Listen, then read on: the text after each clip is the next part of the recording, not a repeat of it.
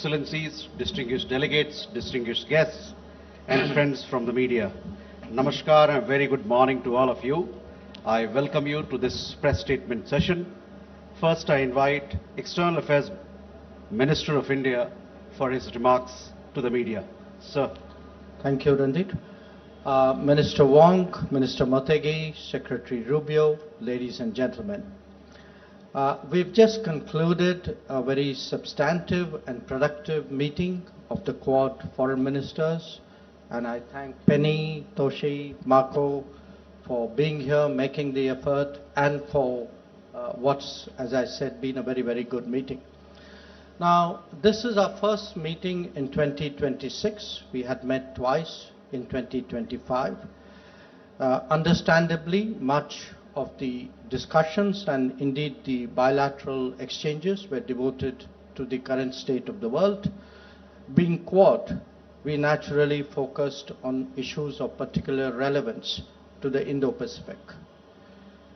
Because we are four maritime democracies located at different ends of the Indo-Pacific, the exchange of perspectives was an exercise of considerable value. The maritime domain has seen a steady expansion of collaboration, including surveillance and domain awareness, logistics network, undersea cables, training, capacity building, and HADR activities. We will be continuing to deepen these areas in the times ahead.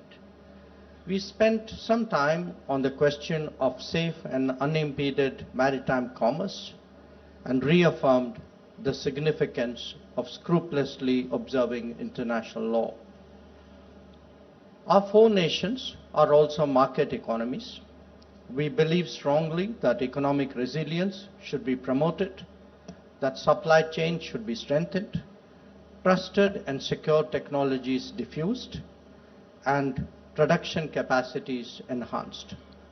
Our deliberations touched on the current energy and fertilizer availability as well as that of critical minerals and resources. The goal is to intensify cooperation among ourselves while also assisting others. We, the Quad nations, are open societies who foster innovation and creativity in our quest for growth and prosperity. These forces are strengthened when we undertake more exchanges, as we intend to do. So, whether it is in business forums, healthcare initiatives, or digital activities, each facet of a joint effort makes the region that much better. As democratic nations, we also devoted attention to countering the common threat of terrorism.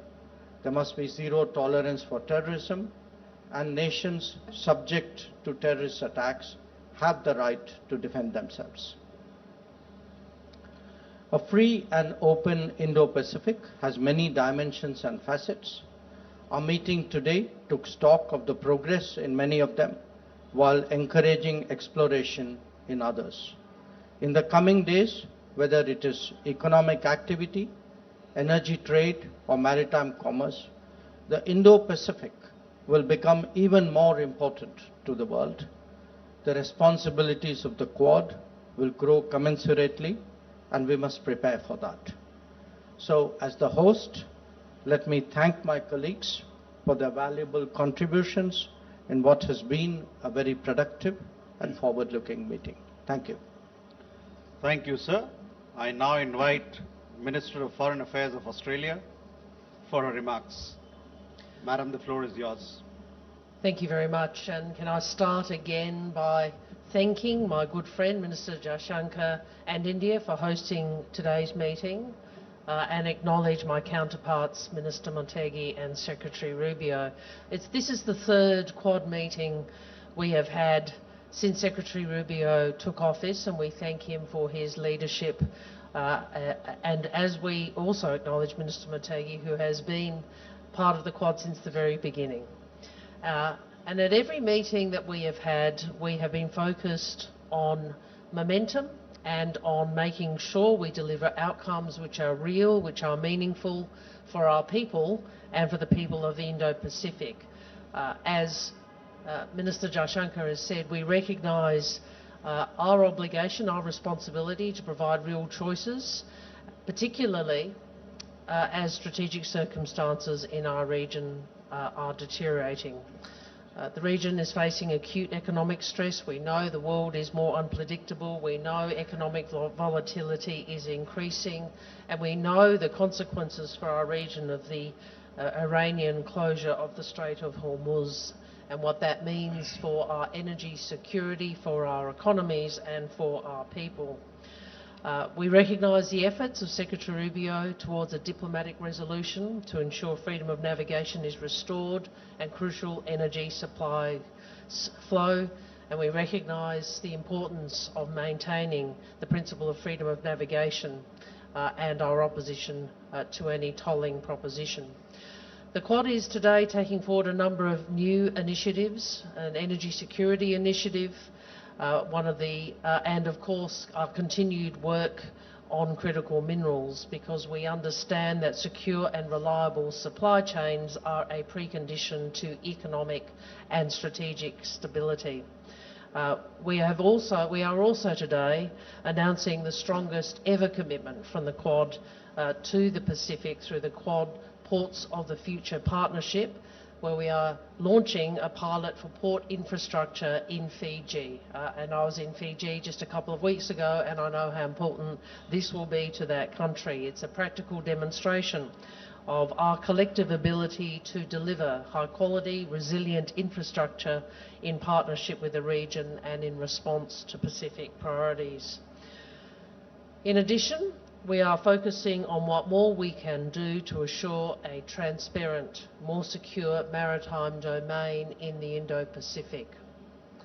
This is the context in which freedom of navigation and strategic stability can be operationalised. And you are seeing that we will be coordinating our maritime surveillance efforts initially in the Indian Ocean and at Exercise Malabar through the Indo-Pacific Maritime Surveillance Collaboration Initiative, and we are also expanding the Domain Awareness Initiative to the Indian Ocean.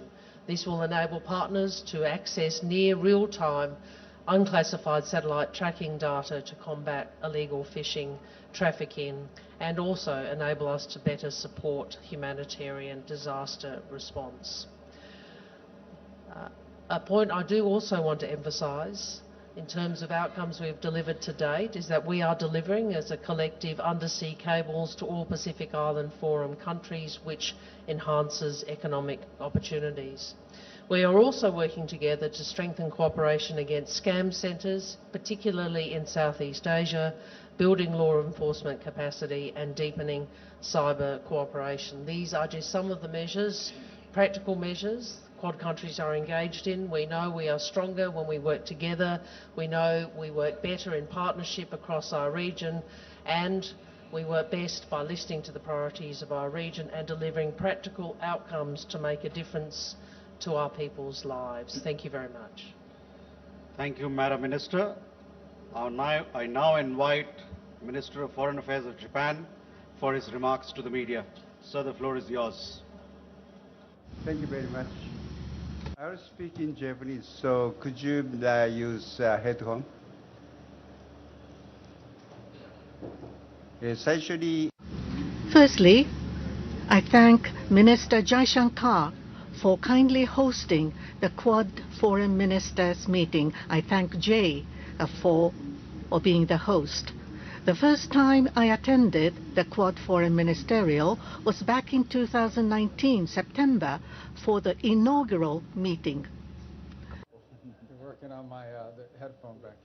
You got it? Okay, thank you. I thought you understand Japanese. So you're going to have to start over. I'm sorry.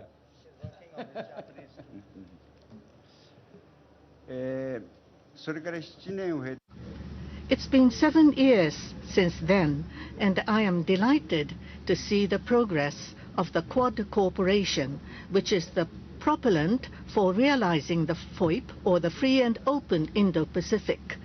10 years have passed since FOIP has been advocated. There has been significant change in the international circumstance, At the beginning of the meeting today, I emphasized the importance of our 4 nations of the Quad in realizing the FOIP. I also explained the significance of the updated FOIP. The point of the update of FOIP is that the countries of the Indo-Pacific should strengthen the resiliency and the capacity to determine their own future. Today's meeting gave us a good opportunity to send an unswerving and unshaken message that the Quad will advance the necessary concrete cooperation for this. Also today, through frank exchange of views, we were able to align our strategic perceptions on regional developments and agreed to strongly oppose attempts to unilaterally change the status quo by force or coercion. We shared deep concern over the export restrictions of critical minerals and others as well. We discussed the North Korean situation, including nuclear and missile problems and cyber activities. We reaffirmed our commitment towards complete denuclearization of North Korea. I received support from the other 3 countries aiming to bring immediate solution to the abduction issue. Moreover, as the Iranian situation imposes enormous impact on Indo-Pacific region, energy supply viewpoint included, we confirmed the importance of diplomatic efforts in ensuring free and safe navigation in the Strait of Hormuz, as well as stability to be brought to the Middle East. The Energy Security Initiative to secure stable supply of energy in the Indo-Pacific region is a timely initiative. We would like to partner it with Power Asia, a cooperation framework for procurement of crude oil and petroleum products that Japan is promoting. Furthermore, the Critical Minerals Initiative framework launched today is a very important initiative from the perspective of strengthening the supply chain of critical minerals, and we will proceed with concrete cooperation. In this way, today we have agreed to promote various cooperation projects.